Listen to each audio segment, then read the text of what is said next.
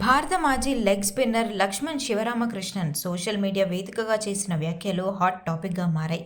గత 23 ఏళ్లుగా కామెంటేటర్గా సేవలందిస్తున్న ఆయన అకస్మాత్తుగా రిటైర్మెంట్ ప్రకటిస్తూ తన ఆవేదనను వ్యక్తం చేశారు.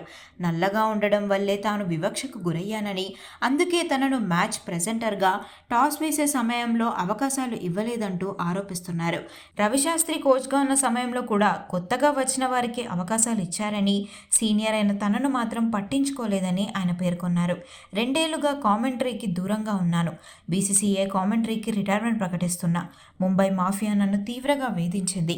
వివక్షకు గురయ్యాను. నల్లగా ఉంటే కామెంటేటర్గా పనికిరారా?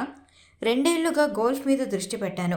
ఆధ్యాత్మిక మార్గంలో ఉన్నాను. కుటుంబానికి సమయం కేటాయించా.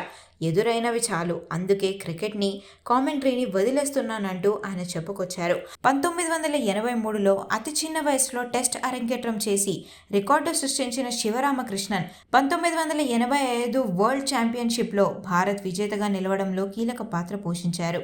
కామెంటరీ కెరీర్ ముగింపు దశలో ఆయన చేసిన ఈ ఆరోపణలు ఇప్పుడు చర్చనీయాంశంగా మారాయి. మరి ఈ విషయంపై బీసీసీఐ ఎలా స్పందిస్తుందో చూడాలి. ఆచి చికెన్ మసాలా